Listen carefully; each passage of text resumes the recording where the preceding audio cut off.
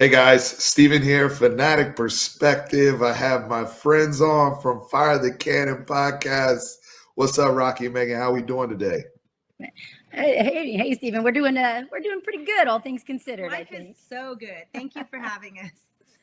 Thank you for being on this show. You guys have had me on the show multiple times. I'm like, hey, it's about time. This is the perfect time to get you guys on here because very few people have a better read and a better pulse on the Texas fan base than the two of you. So if you guys are not following Rocky and Megan on Twitter, everybody knows Fancy Boots, everybody knows Rocky, but we'll have those links in the description for you guys to go and follow them as well as their podcast, Fire the Cannon, on all audio platforms.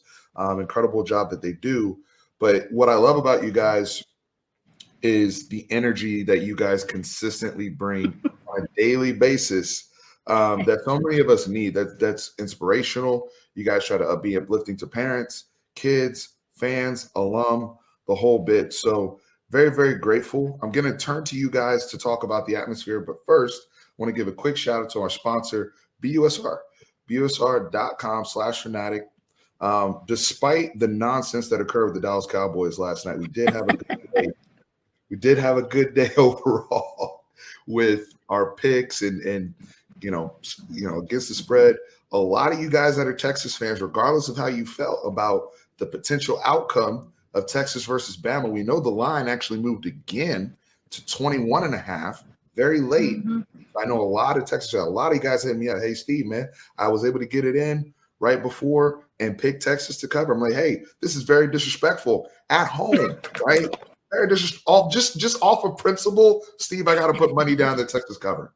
I got a lot of those. So I know a lot of people were very, very happy. And if you're looking for a reliable betting partner 24/7, hit up busr.com/fanatic and take advantage of that promo code that's there. It's a 5-time rollover, but 100% free play match on all initial deposits within the first 24 hours. Now, I want to get to my ladies here. Rocky, Megan, first off, how we doing? Just after you guys have taken a deep breath, gone through everything. There's been some back and forth on Twitter about moral victories and things of that sort. But overall, just in terms of the atmosphere, what were y'all's takeaways? Talk to me about Saturday morning at DKR. Yeah, listen, I had been working Thursday, Friday, and Saturday morning, getting ready with the tailgate stuff, getting everything. And I'm telling you, man, campus was vibrating. There was just this crazy energy there. Big Hookem energy. Big Hookem energy for sure. Big Hookem energy. I like it. Justin Finkley's mom hooked me up. Yeah, Justice Finkley's mom hooked us Hey, up. shout out to Dr. April. Big Hookem Nice. energy. So there was big Hookem energy. Yeah, big Hookem energy for sure. It was crazy. I think I got to campus about 6 a.m, maybe a little bit earlier. And there were already tailgates set up. The parking was already taken up. You had college game day on campus. You had big noon kickoff, and they were pretty far apart. I mean, easy to get to, right? All on the north end of the stadium. Big noon kickoff was in the Jester Circle, which is over across from the art building on that, what would it be, northwest side of the stadium. Right. And then, of course, college game day, where we all know where LCL is, was set up on the northeast side. And man, I got to tell you, people were hyped. Initially I was like, because we've been told, oh, Bama fans travel, they'll show up. And there were a good amount of Bama fans there, but not as many as I was expecting, honestly. Like it was all burnt orange all day. And I was really, really proud to see that. Yes. People were excited for this. They showed up with energy. They showed up ready to cheer. And I'll tell you, the tailgating was a lot of fun before. We had a real good time. People were stoked, even despite that, like you mentioned, just straight up disrespect before the game by the pundits and all the talking heads and even the local media. Like nobody gave Texas a chance.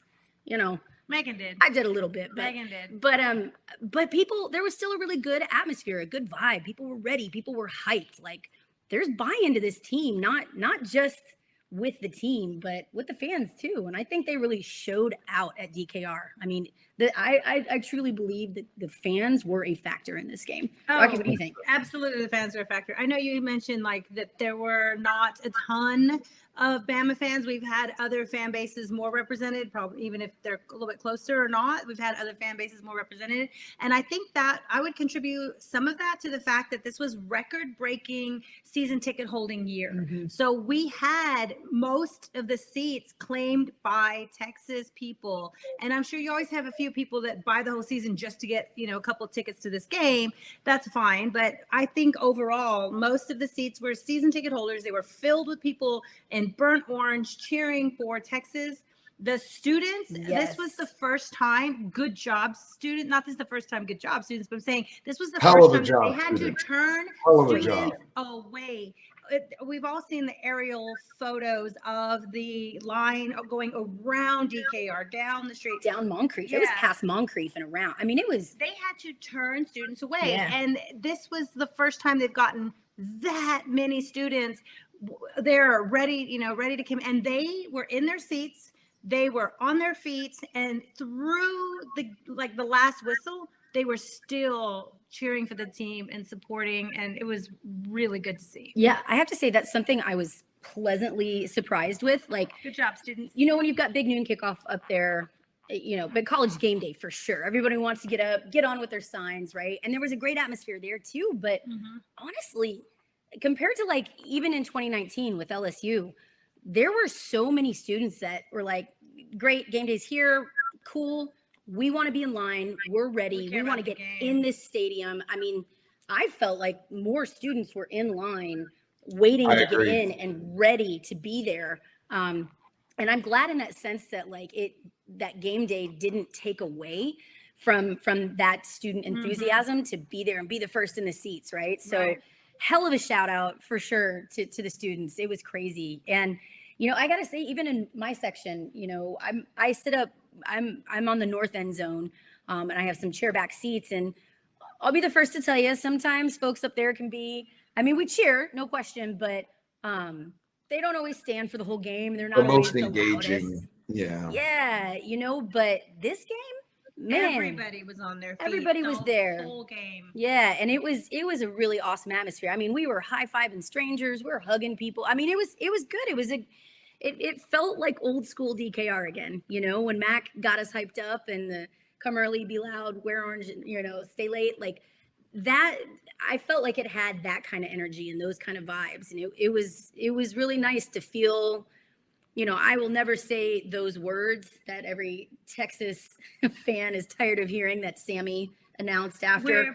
We're back. I'm not going to say that, but it feels like the world is healing itself, right? It feels like things are aligning nicely. Yeah, it feels like Austin is getting back to where we know it can be. It feels like things in Belmont are shaping up, getting back to levels that the University of Texas expects their program to be at. And I think the fans are feeling that too, I'm critical of our Texas fans a lot. We can be apathetic, we can be harsh, we can be a pain in the ass. Fanatic. Pain in the booty. Oh yeah. But they showed out, man, and I've been really proud of our fan base the past couple of games. First game, Louisiana and Monroe, they were there, they were ready, they were excited. And Bama, like I said, I firmly believe that the fans affected the game. They affected the atmosphere. And certainly, I think the team was playing lights out. Megan, did you hear Will Anderson's quote? I was just going to say that. Go ahead. Yeah. Yeah. I mean, he said it was the most, crazy environment he's played in. That is such an insane compliment for us, considering, I think a lot of Alabama fans that were there, and those of you who were there that are Alabama fans, feel free to comment. A, congratulations to your team for escaping and getting the dub in Austin. But B, also please comment with what your thoughts were, what your expectations were for the atmosphere, and then what you ended up seeing, because I think even the Alabama players were expecting it to be like another it's a big game. Yeah. And a lot of these kids, if you really think about it, I mean, there's so many kids on their team that we recruited over the years. They've been to Tech. They've been to DKR. A lot of those kids. A lot of those kids are from Texas. Right. And none of them ever heard it like that. They knew, like, they were not prepared for that. I'll be honest with you. I didn't think we could get to that point as a Texas fan because I hadn't seen it before. Personally, since I moved to Texas, since I've been old enough to purchase my own ticket and go to games, and now myself and Tran as season ticket holders, we've seen big games. We felt atmosphere before. We felt it pregame. Like, it's not like it's impossible, but I there was something in the, like, Megan, you talked about the energy. Regardless of how you felt pregame, regardless of whatever whatever number I thought it was going to be, Tran or whoever, once you hit down there, it was like, yo, we can win. Let's win. Yeah. Like, there was no more thought of, I hope Texas covers, or I hope we look good today, or anything like that.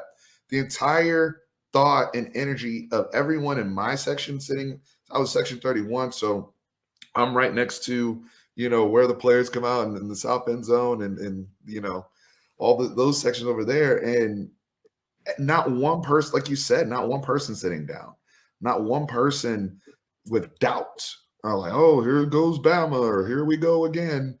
It was one of the most enjoyable fan experiences I've ever gotten to be a part of. We as fans went through adversity during that game with the injuries and the things that are taking place. And I want to touch on a lot of those things in particular to the game. But we were there all the way through the last kick, the last tackle, through eyes, the whole bit. Everybody was engaged.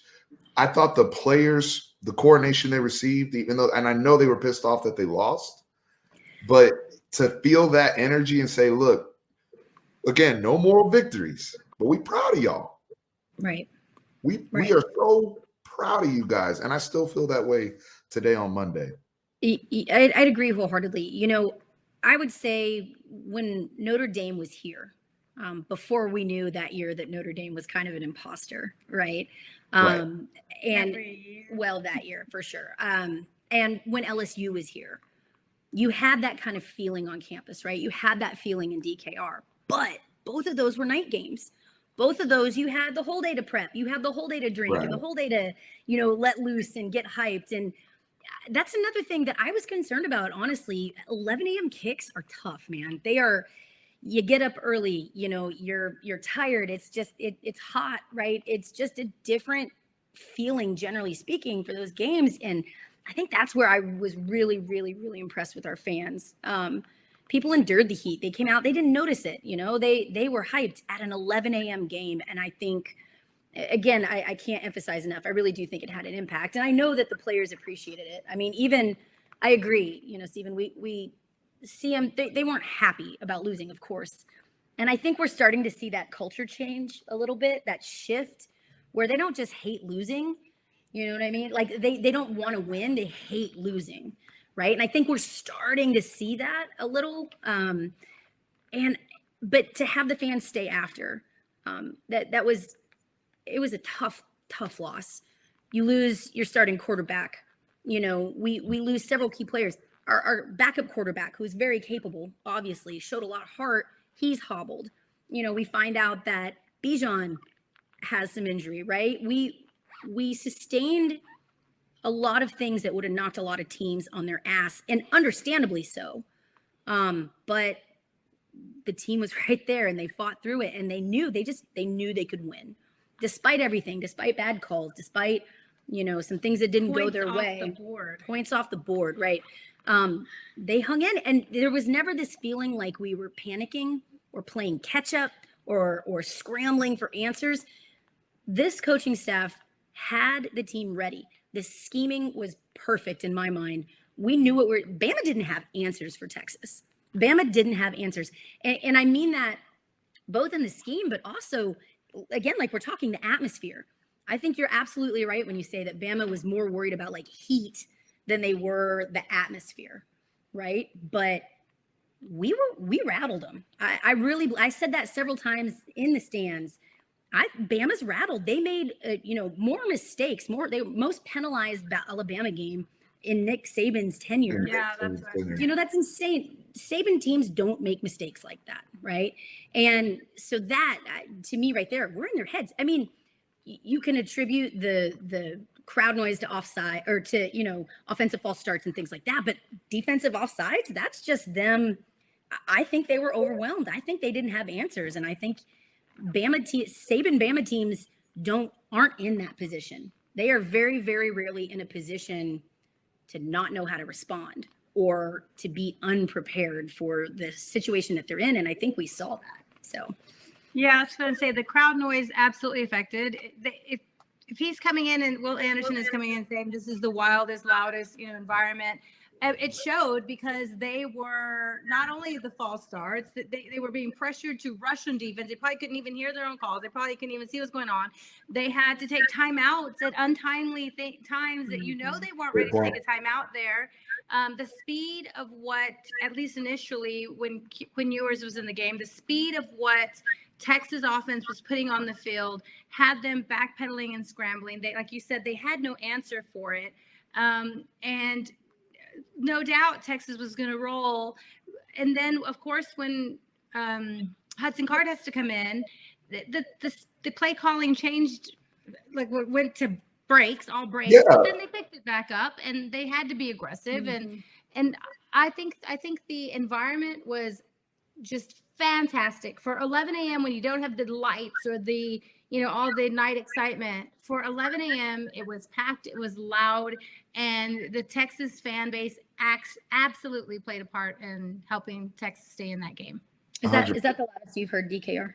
No, I think the loudest I've heard it was West Virginia. Yeah, West Virginia was crazy. The first time West Virginia came here with Geno Smith. With Geno Smith, I remember watching that on TV.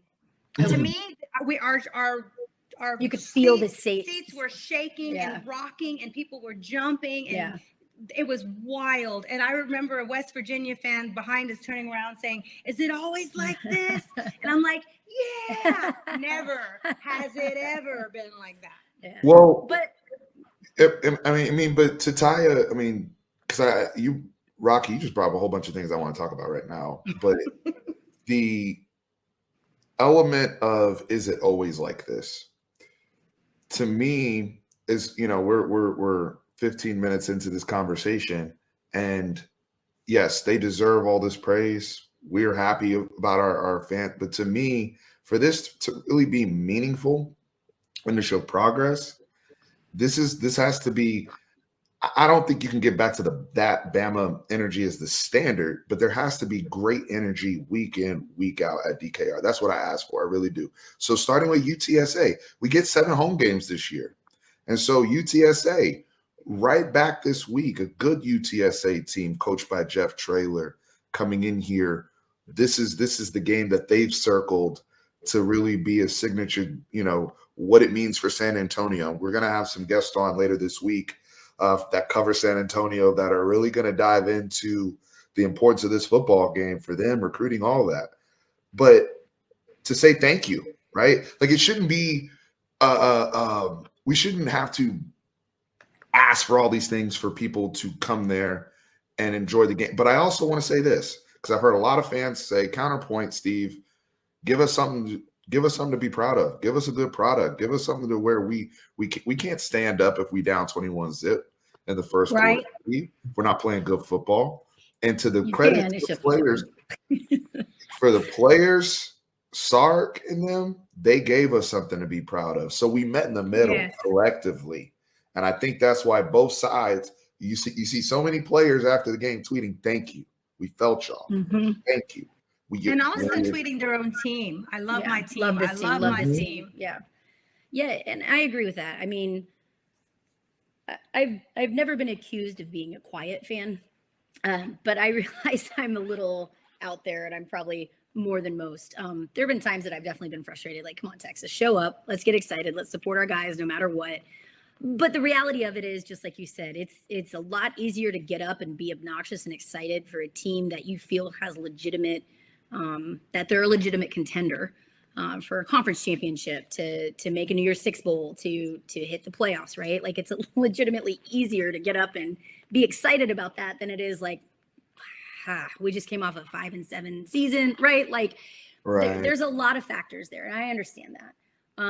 But again, I think we're seeing this culture shift. I think we're seeing, Agreed. I've been saying this for a minute. Sark had a really rough go last year. He was basically all the crappy cards he could have been handed. He was, dealing with COVID, dealing with renovations where they didn't have an office, dealing with, not being able to meet with his team, things like that. And then dealing with some players that had gone through it, had so many coaching changes and so many, they weren't his guys, right? But he came in and he Mel Tuckered things, and we had an unacceptable season last year. I'll be first to say that. But again, you saw this culture shift, even on social media, those little glimpses that you would get, the way that the team was talking, the way that players were talking, the way coaches were talking. And then we see that show up a little bit against Louisiana Monroe. And I was proud of Texas for not looking ahead, right? It could have been very easy to look ahead to Bama and not take Louisiana Monroe seriously. But they did. And then it was on to Bama. And I agree this week, and I think we've seen a few people say this, and I agree with the sentiment. This week is where we're going to find out who Texas really is. This is the trap week. Because Texas plays up to competition. We know that, Texas plays up to competition, but this week is, you're let down after a 1-point loss that you feel you should have won. You did all the right things despite crazy. You're physically banged up. You're physically exhausted. Who's the quarterback? Right.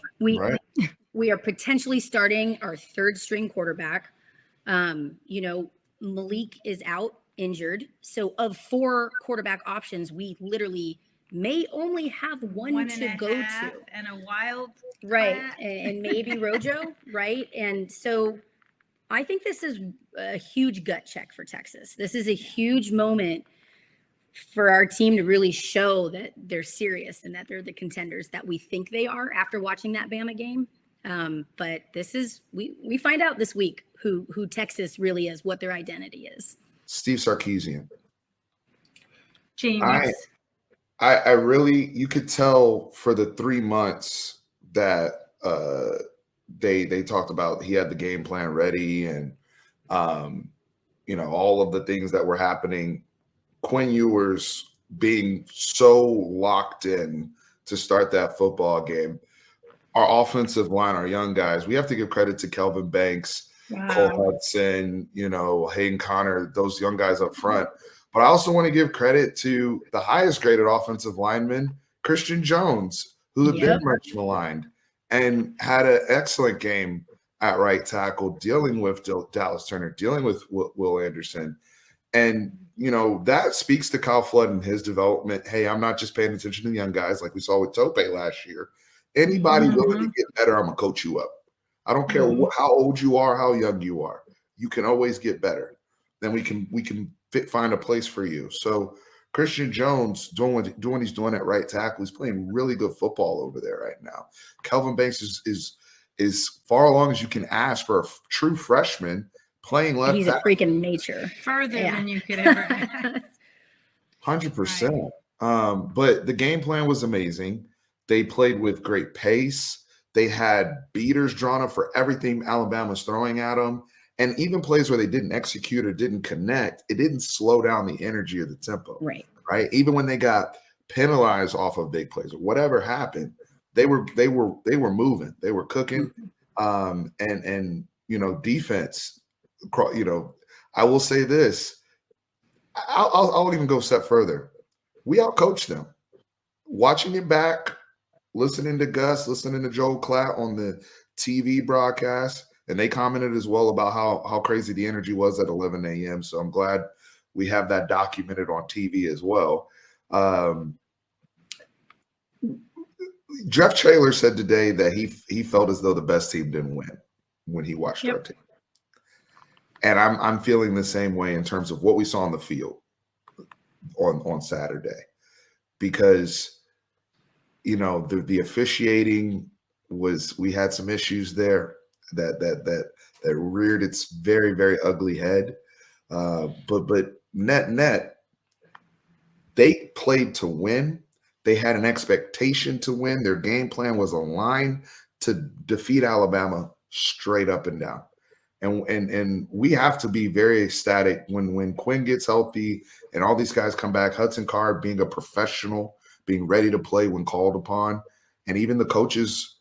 I will say this, Rocky, you mentioned it about the play calling. Sark and them probably still have a little bit of PTSD from Arkansas, and they tried to treat him with kid gloves when he got in there instead of letting him play quarterback. But when they did and he got comfortable, we did see improvement from Hudson. We did see him show some heart. I think Hudson Card won back a lot of fans. I think he won back a lot of people on the team, right? That are like, oh, this guy's a warrior, right? It came out. It ended up, he had to. We didn't have a choice. So I'm just I'm very, very impressed. But for the game, where do you guys' eyes go? Who do you guys want to give some game balls to or credit to, or just big takeaways from the football game itself? I am still in love with Ryan Watts. This game for me, even though they didn't really even go to his side very much, for me, this game was about his just fire on special teams, covering kicks. I was just, because where we sit, a couple of his tackles were like right in front of us. You could hear it. And then when he jumps up, he is just like, like, yes, you can hear him screaming. He loves to hit. And so I know a lot of people want to talk about, like, you know, different statistics, like when he's on defense is fantastic. But when you have these starters on special teams and they are so impactful and so fired up to take advantage of that opportunity to set up field position or to, you know, get the sideline, because the whole sideline goes crazy. And then when the offense goes out, when the, you know, special team just made a big hit and set them up with good position or whatever's happening, like, or the defense is going out, like it snowballs. And then he's coming off fired up. The defense has, you know, can start in great position and now they're fired up. And it's this snowball thing of taking the opportunity of special teams. And I wish Keelan had that opportunity to block that kick that took the lead, where they took the lead with a minute left. And I was just like thinking, if ever there was a storybook to write, it would be that Keelan Robinson blocked this kick with a minute and a half left, and Texas just had to get one first down, or even just, I don't know what's the timing on that, whatever, to finish the game. And I wanted that for him so bad. But Ryan Watts, to me, I'm loving everything. Jalen Ford started shaky the season and this game, but really fired up in the second half. Those two, I love. I was impressed. Can I add one note before Bacon goes? On Ryan Watts, to me, on the blitz call, great play call. That we had to do something in that situation. Great play. Cause a negative play, or like Pete Kwiatkowski did the right thing, because you can't sit back and let Bryce Young had gotten into rhythm. It's 2-minute drill. He's trying to get in field goal range. You have to do something to either create a turnover or create a long negative play. Perfect idea, play call, concept. Everything. And it was this close. And Ryan, it was executed properly. Oh, it was. Yes. It was executed properly, but there was massive holding. Well, but there was massive holding. So when he was already starting to scramble out, but that Bryce Young kind of slipped under. We have to give Bryce credit. Two great athletes that were just 1 inch better than the other, and elite quarterback. I would tell Ryan this. I know you want to get him on the ground. I know you didn't. I don't like. Some people are like, oh, he could have come in a little slower out of, like, in that situation. You're just trying to wrap up and get the guy on the ground. I get it. And his tackling is phenomenal. So and he's been a great tackler. He's got him. Yeah. But at some point in football games, especially when you're playing other great players, people are going to make great plays. Bryce Young made. There's nobody else in college. I don't know if there's another quarterback in college football that's getting out of that, to be honest with you. I think every other quarterback we would have played on our schedule this year, that's a sack. They're not they're not instinctively going to duck. Like, even the concept of that, right? A lot of guys would have just eaten it, right? Oh, let me not fumble, right? And so the instinct to duck, that's where you tip your hat, right? And I give Alabama fans credit because they've been very complimentary of Texas and how we played. And, you know, they have great, like, he's a Heisman Trophy winner for a reason. That's That's not something And to he feel didn't look like that proud for of. the first 3.5-ish No, he quarters. didn't. No, he didn't. But when it He was found winning another Thank time, you to the Texas defense. absolutely. Absolutely. But when it was winning time, he was able to get them where they had to go. They did miss that holding call on Ovia Gofu, though. His jersey was, so bad. I mean, it looked like somebody was ripping a shirt off the hanger, for crying out loud. And the horse And the collar official standing right there. and the 10 pass interferences till they finally called one. That's the thing. Like the people who are like, don't complain about the calls, Texas, because Alabama had 15. I'm like, they should have had 60. Yeah. That's the problem. Yeah. And they were key moments that could have kept Texas drives alive. That's the issue. It's not like, that's why I tweeted, like, you can tell people who just saw the stat line and the people who actually watched the game. Because it's one thing to say, well, they called Alabama all day. No, they didn't. No. Yeah. Jalen Ford. Playing. Jalen Ford is an example of adversity and culture overcoming. He did not play well against ULM. And I talked to his mom, Yolanda, before the ULM game, and I love their family and everything. And I saw on Twitter, she said, we are okay with, we accept, we encourage, we embrace constructive criticism. It will be fixed, is what she said. It will be fixed. And boy, he makes the opening tackle on special teams right out the gate. Different energy from Jalen, blitzing up the A gap, getting Bryce Young on the ground. He had 10 tackles, was our leading tackler, and played like a true middle linebacker against Bama. So that's encouraging. We had guys.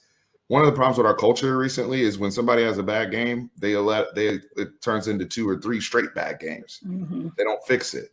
And so for him to fix it right off, hey, I'm not going to play like that against Bama. I'm going to tell you that. Yeah. And I give him a lot of credit there. Go ahead, Megan.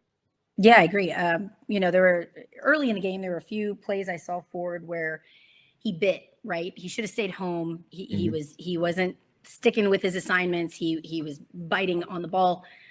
Cost a little bit, but to that point, he fixed it quick. And I mean, it was something where he went over and you could see him talking to coaches, and boom, next play, he's out there making a big play. He was all over the field.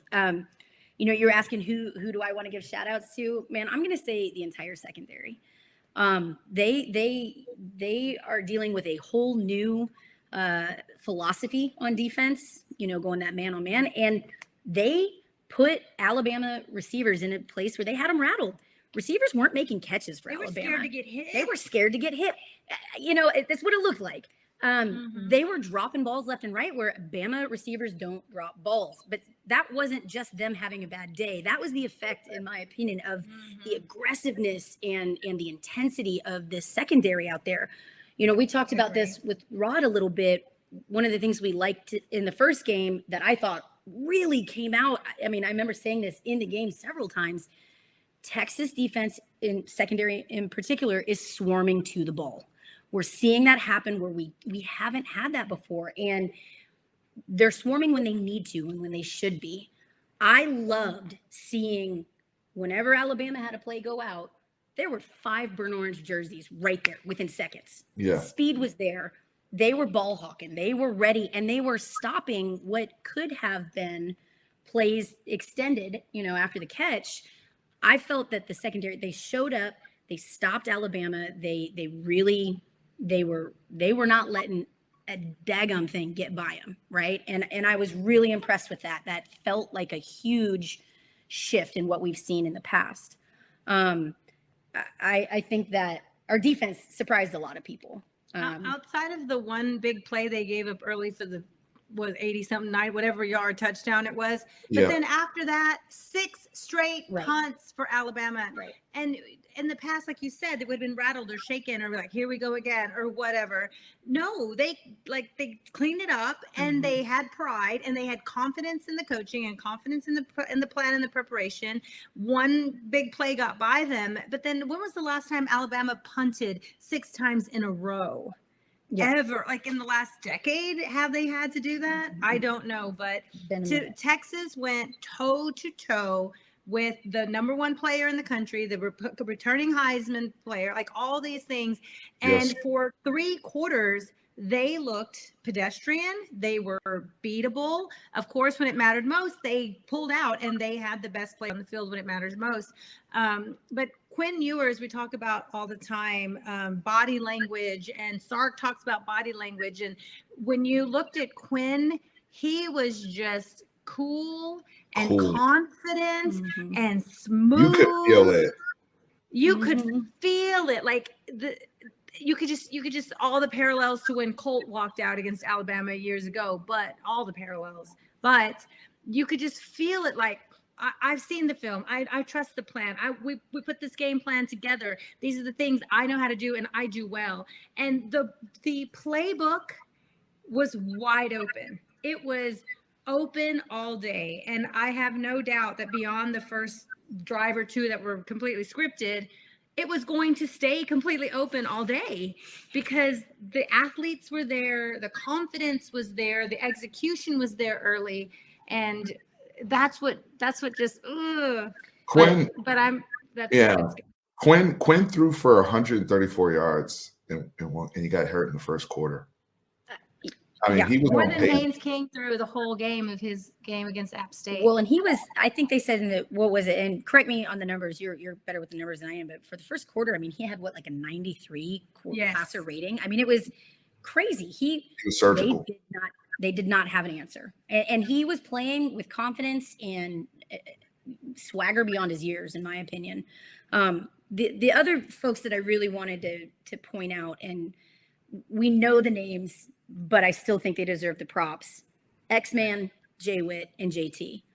That combination that we have now, J-Wit, God bless it, knock on wood, a healthy J-Wit changes the dynamic of our receiving core because you've got to commit somewhere, right? And then we have JT showing up, and Sanders is catching things left and right that, my God, like, I don't know how he's doing it, but it's insane. And then, of course, X-Man coming across with some of those insane catches, just the focus he had. He was there. They were just, even with Hudson Card, I felt that the quarterbacks and the receivers were in sync. Now, there were a few long balls that Hudson missed a bit, but off one foot is tough. Right, off one foot. And on top of that, he hadn't been getting the first team reps, but I never felt like the receivers and the quarterbacks were out of sync. I felt it was more just the few missed balls that we did see were a little bit going on that injury, or Huddy just being a little bit off on that throw, right? It was never receivers where they weren't supposed to be, or quarterbacks throwing where, you know what I'm saying? Like, they were always in sync. There was only one play I remember where Xavier didn't turn around. I don't know if he didn't know it was coming to him or what was going on, but yeah, I think they he said he cleaned it lost up and just moved.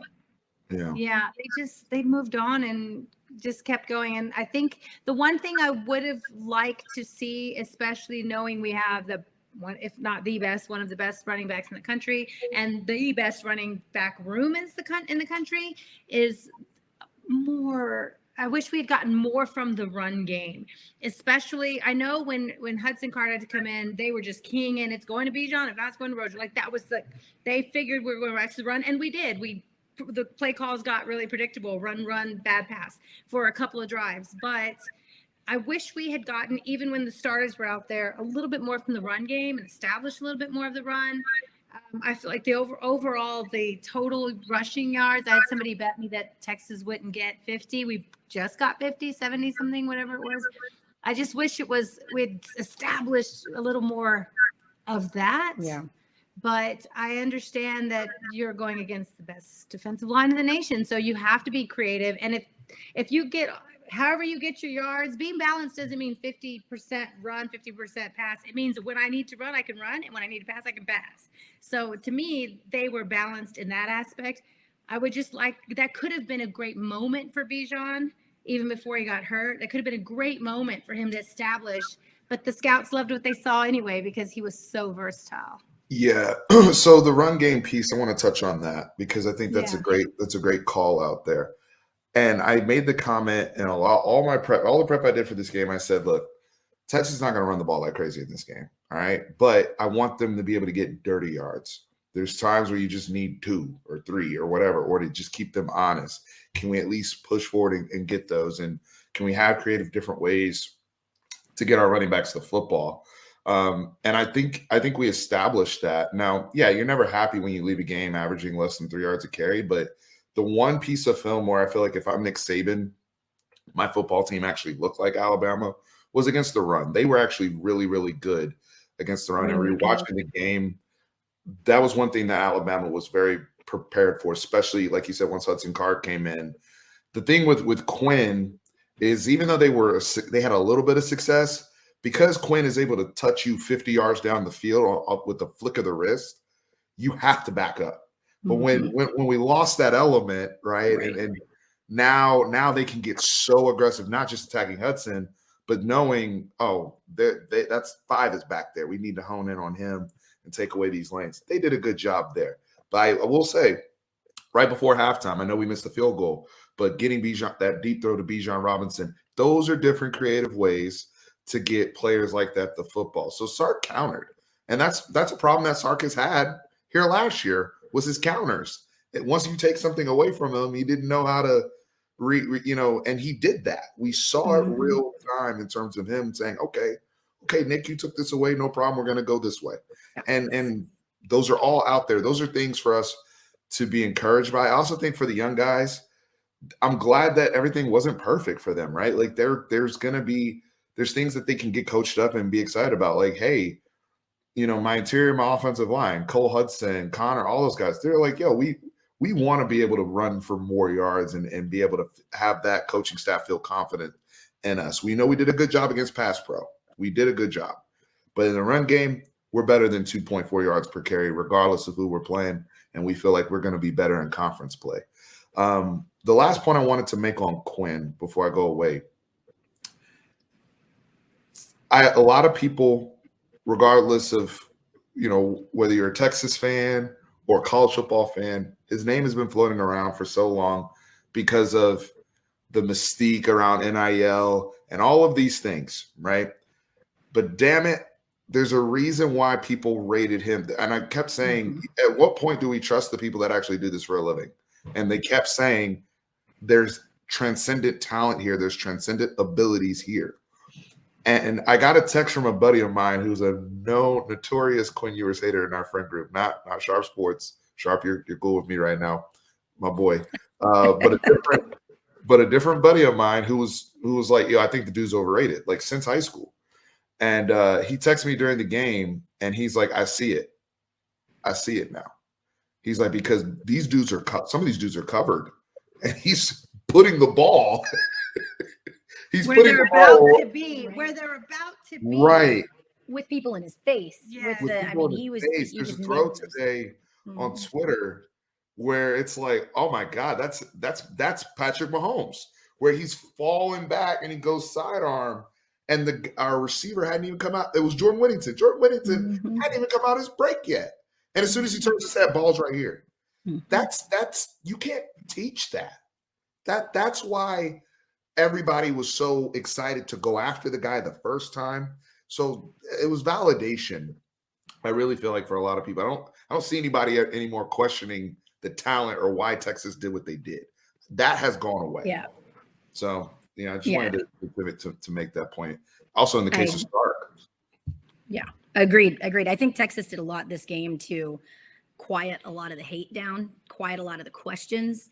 And in that vein, I was worried about special teams. You mentioned the missed field goal. I didn't catch this during the game, but after, Anderson got a hand on that ball. Yeah. It was blocked. We were concerned with our kicking. What little we did see of it preseason wasn't the most encouraging. But I think that's the last big shout out that I want to give is Danny Trejo. Daniel Trejo, Machete. A preferred walk-on because we didn't have scholarship room, but we needed a kicker. And again, credit to our coaching staff to identifying that and doing something about it. We bring Danny Trejo on. He nailed it this game. Y'all, I personally believe that his kicking changed, it shifted and gave Texas the best advantage they could possibly have. Amen. He changed the field field position for Texas massively. Set them up at the one. Yeah.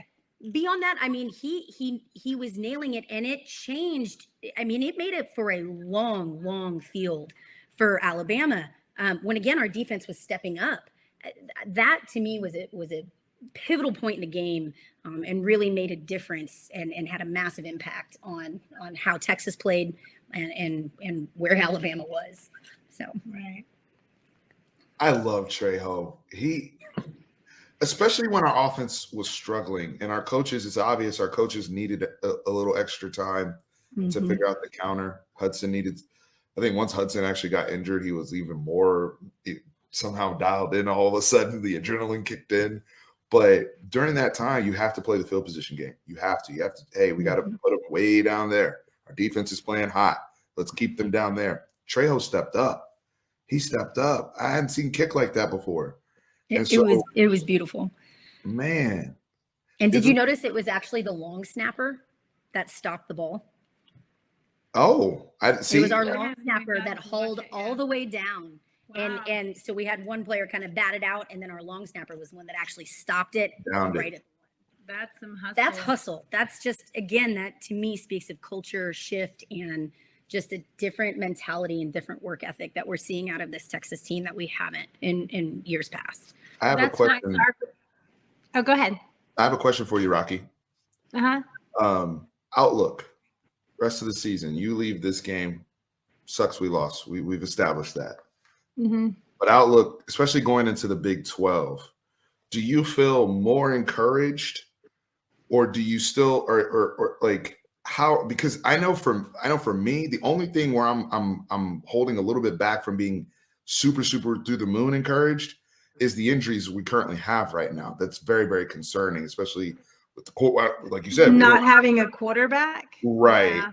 But outlook, big picture for the whole season, Rocky, where do you fall in terms of this? Until we get Quinn back, that's the thing. Like seeing the way the team was just on fire with Quinn, and even with the one-legged Hudson Card, there's so much potential there.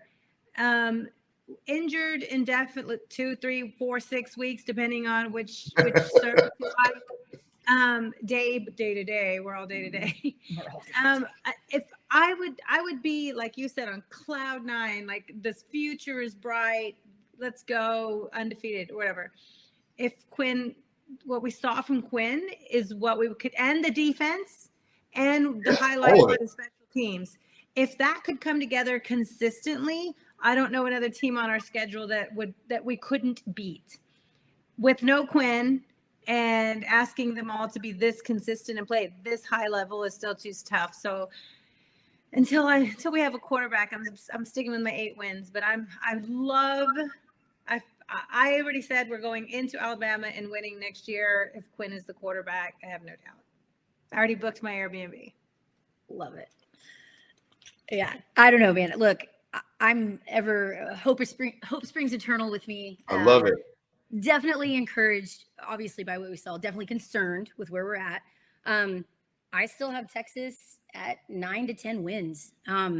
If I'm gonna look for the glasses half full kind of analysis, we've got a tough UTSA team, no question. Ultimately, it's not conference play, right? So again, I think this week is where we find out who Texas really is. It will be challenging playing with a untested quarterback, third string quarterback who hasn't had a lot of reps with the main guys, right? But Charles Wright is a smart kid. He's in, and I truly believe that this staff, I truly believe this staff will have our players ready.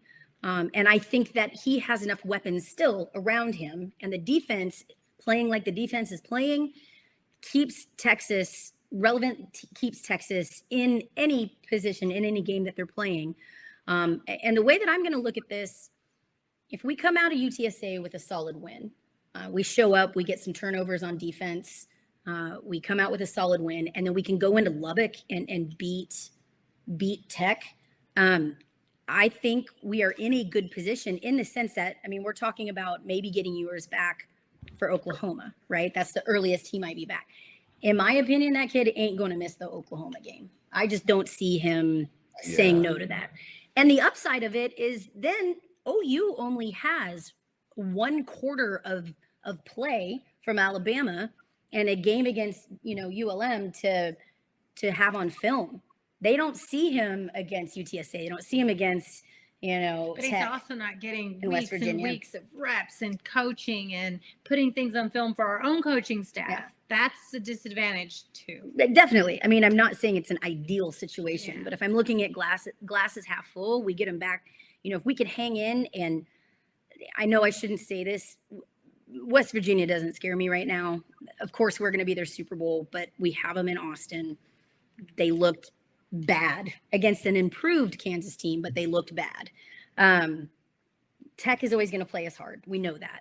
UTSA is going to be a challenging game. They rushed the field against Houston, right? But Houston. but if we beat UTSA and our defense can keep us in, if we hang it in Lubbock again, I know you're worried about them, Rocky. Tech loves to hate Texas. I take them very seriously. Take them. Yeah, I'm not saying don't take any game We seriously. did get some good news about that today. 2:30. I like 2:30 kickoff. I just Me didn't want too. I didn't want a night kickoff. That was my whole thing for Right. Lubbock. I said There's that some bad helps energy Texas. there once you start playing at Lubbock at night with Texas Agreed. involved. 2:30, I'm comfortable with. They're going to be loud. I'm comfortable with 2:30. Yeah. No. So again, I think if we can get through UTSA, I think we're going to learn a lot about our players, and I think that helps us for Tech. I'm comfortable. I won't say confident, like overly confident, but I'm comfortable, bordering on confident with Tech.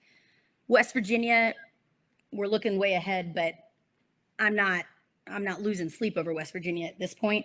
No. But then we get arrested Ewers, hopefully going into Oklahoma, and we all know crazy things happen in Dallas, right? I don't see Ewers being unprepared. I see that being He's from Dallas. Right. The kid's going to show You want to out. ball out at home. Yeah.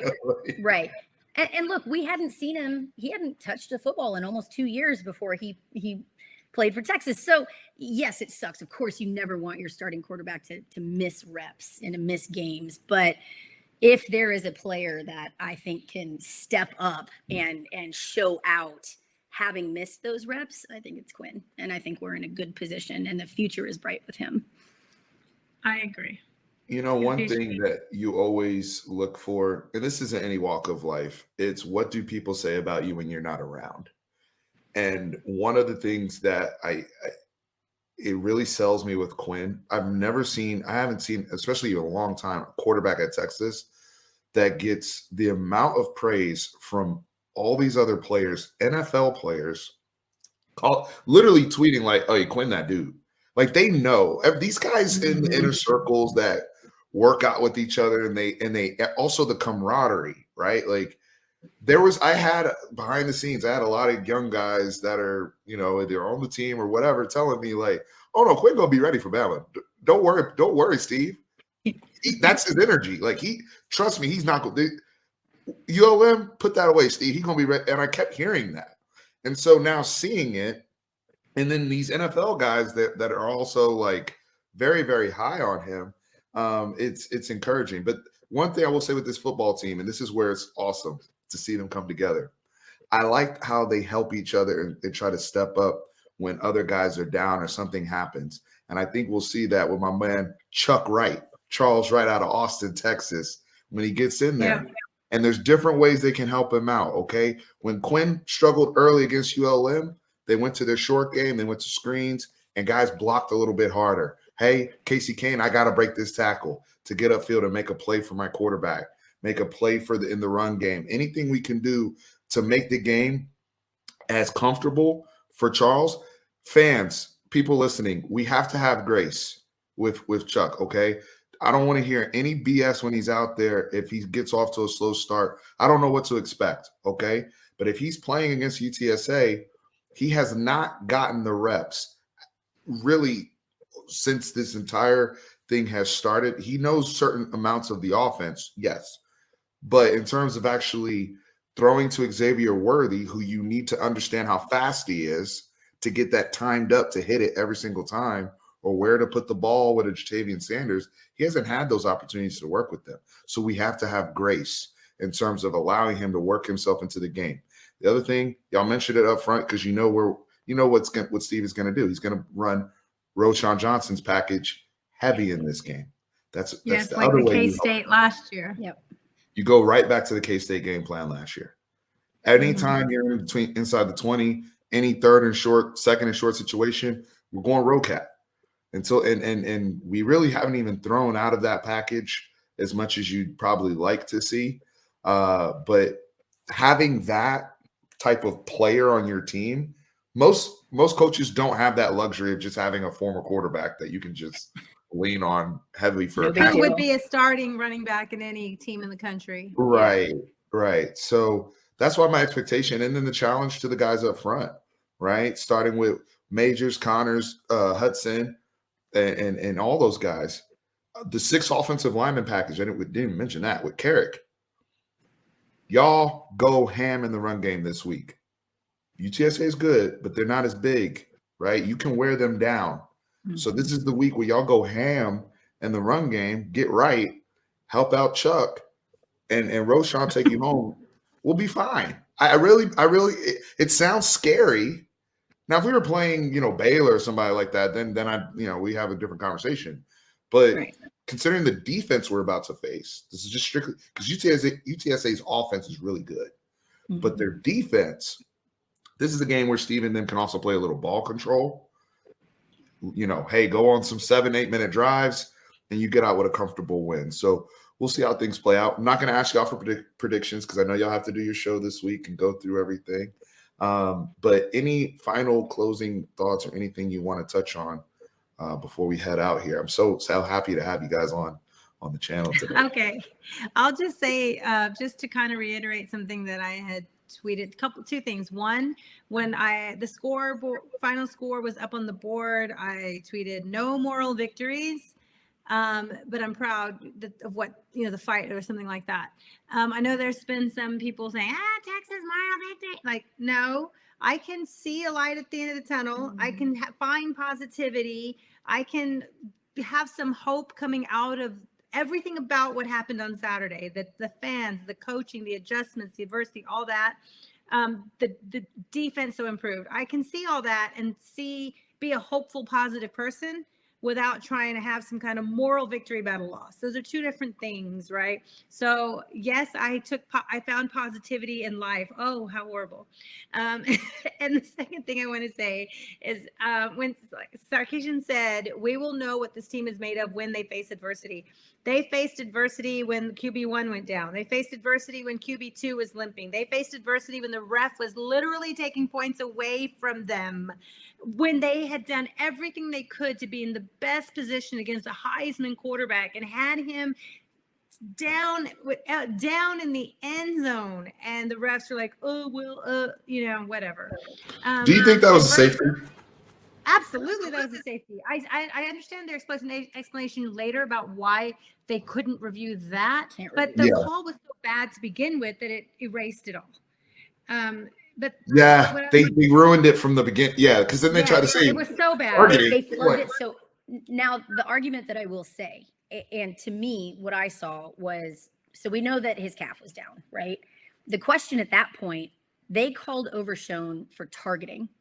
And they called Overshone for targeting because he was going after a player that was on the ground, right? Like that to me is what the refs saw. The ref's view was like, but the ref that called it, Bryce was still on top of our guy when Overshone was tackled. Yeah, he was still on alive. top of him. Right. Now that changes a little bit if his calf was down and it was called a safety. Now, that being said, had they called him down and blown the whistle when it was a safety and when his calf was down, I don't think Overshone pulls up, right? So that becomes a moot point as well.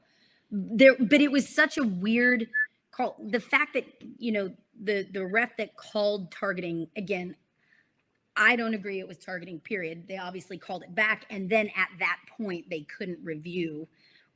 Now, it also could have been intentional grounding at that point. We saw the camera view of the ref, like literally what he would have been looking at, zoomed in, and nothing about that was potential targeting. Nothing about it. Anyway. So, yes. Anyway. It was adversity. I was going to say, it was a safety, yes. And what could we have done Jalen with those two? Robinson's head getting ripped off, and nobody cares. Nobody the multiple cares. missed pass interference calls. Too many. That took points off the board. That took a touchdown away from us. Yes. That took, yeah. So this was all adversity Texas had to overcome. And Sarkisian said, you will know what this team is made of, all the culture, all the offseason, all the building, all the community, all the things we've done. You will know what we're made of when we hit adversity, and it will strike. Adversity struck them every minute for 60 minutes, and they just got better and better and better. And that's why now I believe what Sark and his staff are doing and what they're building. Unfortunately, we won't get to know if this could have been right now because QB1 and QB2 are down. But if you continue to see the other 98 players battle and come together, then they're on the right track. Yeah. What an impression you had for recruiting, too. The recruits that were there on the sidelines. This was a huge weekend for Texas. There was a good feedback. Yeah. Tons of positive recruiting feedback. Yeah. And listen, it is a hard task to get people to stop hating on Texas. And for a good way of putting it. And for a glorious day, maybe 2, maybe 3, I don't know. We've Texas for a minute. So much good media. There's positive media, there's positive comments, even from people that, opposing fan bases. I mean, we've seen some Aggies say, look, it was a good game. Texas looked better, obviously than A&M did. You got robbed. My Arkansas friend texted me, you got robbed from Arkansas. So I would wait a second. Yeah. I hold on. No, the Arkansas thing, you just triggered something. In my section, there were 3 Arkansas fans at the game. What's up with that? Like rocking full bone. Because everybody wants to be in Austin for game day. I've never been to 2 other schools' games though. Oh, it's fun. Yeah. Maybe that's the thing. I don't know. It just threw me off when I saw. Well, I walked past if Bama wins, they win, right? So. Yeah. I'm a little disappointed. Like it would have been nice to pull off that win and chant SEC at the end, but yes. But yeah, look, everybody loves to hate Texas. We know that. But for me, that's one of the cues that we're doing something right. And we played a hell of a damn game and we're on the right track because truly for a few days, the Texas hate has at least quieted. It's not the constant barrage that you usually see. And the one thing I would ask, final, thought for me, fans, look, our team did their part. Fans, show up this week, be there, have DKR rocking. It's a night game, no excuses, right? UTSA is a great team. Coach Traylor is a UT alum. He's going to be fired up. His team is going to be fired up for this. They've got a chip on their shoulder. They lost to Houston. They want to prove that they should be in the conversation and showing up in Austin. And they're going to play their hardest. So we need to show up. They went to battle again overtime. So they are tested. They are, So we need to take them seriously. Right. Take them seriously. But our fans need to show up and have that energy and bring that big hook 'em energy. As Dr. Finkley always says, yeah. Big hook energy.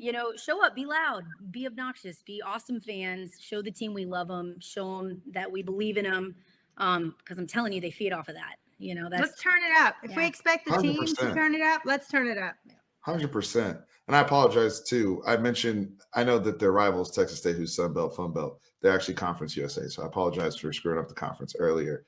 All respect to the UTSA Roadrunners as they come into Austin this weekend.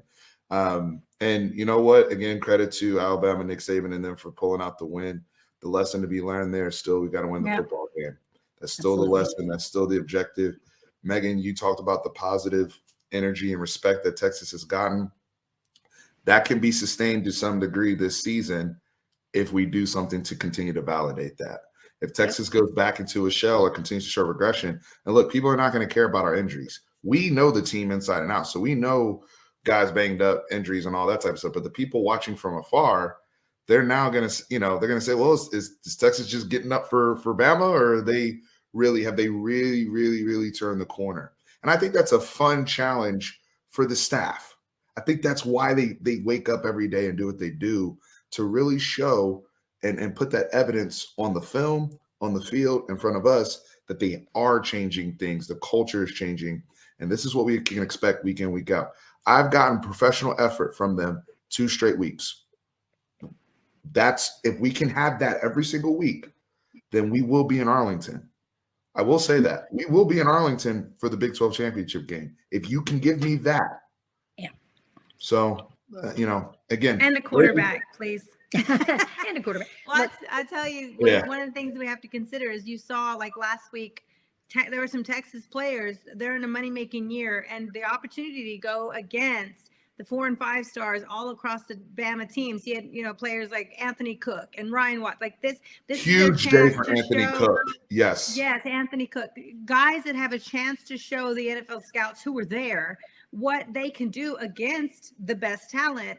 This is also an opportunity for these UTSA players coming in to show what happens when they come into Texas playing D1 athletes, the top 4 and 5 stars. This is their chance to come into a big stage and match up toe-to-toe. So don't take them lightly. They are well coached, and they are athletic, and they are talented. And Traylor has built this program, his own program, from the ground up. And they know his system. He's an experienced senior quarterback who's been in the system, 4 years now? Yeah, his Frank leading Harris receivers back. He's one of the his best in the country. Mm-hmm. And his leading tackler from last year is back, who runs the back defense. So be ready, Texas. It's going to be a battle. I'm happy you said that before we. I know I keep saying before we wrap, but y'all know we always go over on FB. That's when you visited with friends and family. And today we're here on with family members. We always gonna go over, So you just brought up another point, Rocky, that the eyeballs for the UTSA players is the same eyeball argument that we had for Bama. That's a great point. And the thing too, there's players on UT and this. So Nick Saban and them, I think I heard Saban and Sark say there wasn't a whole lot of trash talk between the Bama players and the Texas players on the field. There really wasn't. You didn't see a whole bunch of post-snap scuffles and things of that sort. The respect level really seemed to be there. There will be trash talk in this game because you have players on UTSA that went to high school with a lot of the players on Texas. And you don't think that there's people over there that are salty that so-and-so got an offer and I didn't? But I was the leading tackler on my high school team, but they hated on me because I'm 5'9" and he's 6'1". So he got the offer to go to Texas, and I had to go to UTSA. And it's like, you know what? That's the type of energy that they're going to bring into the TKO. We have our friend joining us. You just push your way in. Surrey decides to say hi. Hey.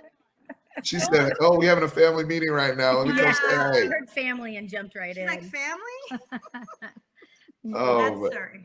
Yeah. So, we've said it. We said it about Bama, and it stands true. It's a cliche, right? But good teams find a way to win, and Texas is definitely in an interesting position. But if we are a good team, we got to find a way to win these games. Yes. So let's do that. I think that's we can. And if we can outcoach Saban, I think we can outcoach, hopefully, Jeff Traylor. A little bit of shade there to close out the evening. Wow. Hey, do you guys think we'll find out at the end of the season? But my money is on Jeff Traylor as the person that voted Texas #1 in the coaches poll before the season started. I think it was him. That's my personal opinion. We'll find out after the season is over on who did what and who put that vote in. But I think it was Coach Traylor. Interesting. I like it. I thought it was Nick Saban, somebody said. Yeah. Ladies, where can the people find you? I want one last plug or whatever you guys want to promote. Floor is yours. Absolutely. We appreciate you. So, on Twitter, I am at Texas Fancy Boots. I'm at Rocky Knows Best. And of course, you can always find us on our podcast. It is at Fire the Cannon 1. That's Fire the Cannon, CANNON 1. And of course, you can listen to us on any of your favorite podcast platform. We'd love to have more listeners. Again, Stephen, we always appreciate you coming on, being amazing and bumping us here. We're definitely a little bit different flavor than a lot of the other podcasts out there. We like to give the feel of things and the pulse. but really, truly appreciate you. But definitely tune into Fire the Cannon. We've got a lot of exciting guests coming up. We've got Kyle Umlang joining us. We've got Kevin Dunn joining us. We've got some of the families. One of the things we pride ourselves on is we were one of the first to get the football mamas together. And so look forward to that. We've got some stuff brewing for everybody. So please tune in, follow us, subscribe, and definitely give us a listen on Fire the Cannon. Yes, thank you so much for having us. We put up our flag for you today. Normally, thank you. Hear us, and I mean, look, I had to wear the chain. I had to wear the obnoxious chain. I combed my hair. I didn't fix it. I just combed it. That's a big thing for me. I never comb my hair. Well, I brush it, but I don't brush it twice. So, yeah, look, we got fancy for you today. So thank you. Thank you. The love is, the feeling's mutual. Feeling's mutual. I had to make sure I had my beard oil on. We can't come out here looking scruff. I also oiled my beard. There you go. We love Ladies, it. thank you so much. Thank you so very much for coming on. We have to do this again, soon. I want to keep working with you guys as well. And thank you to our channel sponsor, busr.com/Fanatic. Official sponsor, official sportsbook, official betting partner, Fanatic Perspective. Amazing customer service. So many games going on. Football season's here now, y'all. So I don't know what y'all waiting for. I know everybody. Look, you guys want to make some money.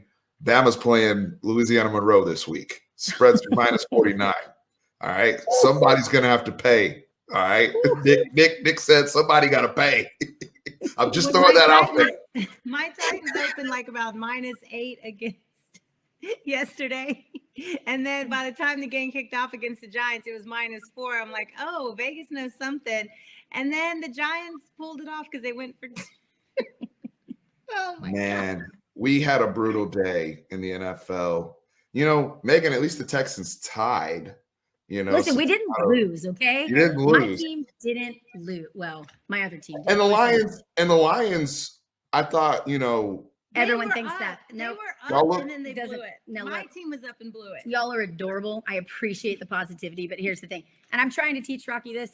She's watched some more Lions football than you have ever wanted to. I still am like, they're gonna do it, Megan. Every time I'm like, no, trust me, plenty of time for my Lions to find a way to screw it up, including losing a game that they were sure to win by the longest field goal in NFL history. Oh, Justin Tucker broke the record that day. So I feel no feelings when it comes to NFL. I'm sorry for your pain, y'all. Oh yeah, I'm ready. I want to hear your Cowboys rant when it's posted. Is it up yet?